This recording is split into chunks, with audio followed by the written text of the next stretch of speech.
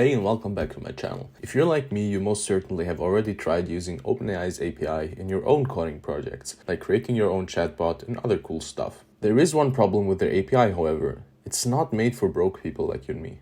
So I've decided to go research and find out how I can use their API for free without any need for third-party services. Then I came across a pip package called G4F by Xteki, which is basically a collection of powerful LLMs, and we can use this package to create our own applications using this package. So in today's video, I'm going to show you how to effectively use G4F and even how to host it for free online. Without further ado, let's get started. Alright, so what we want to create is a simple API which can listen for requests and respond with a ChatGPT response.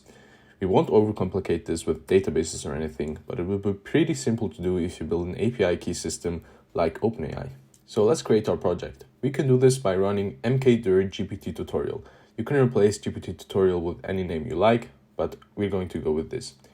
And then we need to cd into it, or change directory.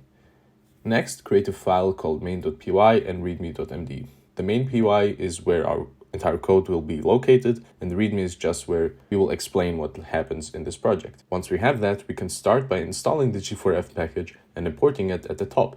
While it's installing, make sure to like and subscribe for more tutorials like this one. Now that that's done, we can also import the other things we need from Flask, like the Flask class, the JSONify and request methods, and start setting our global variables. For example, app, which is a Flask instance.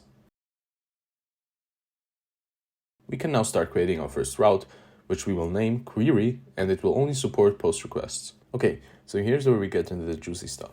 G4F supports a lot of models, but the one we want to use today is the GPT-4 model from Bing, which also supports internet browsing. First of all, we need to set the JSON data, which the user sent us, and extract the prompt from there on.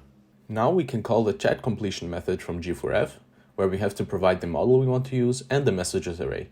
If you want to, you can now also build a context of messages by saving the previously sent messages into one single array, and always providing it here. But for our use case, we want to provide an array of messages with only the user prompt inside of it. Next, we want to return the text response which we received from G4F with a status code of 200. Last but not least, we want to run the API server. We can do this by calling the .run method on the app variable. Great, our API is done. For the next step, you'll need to create an account on render.com and create a new project.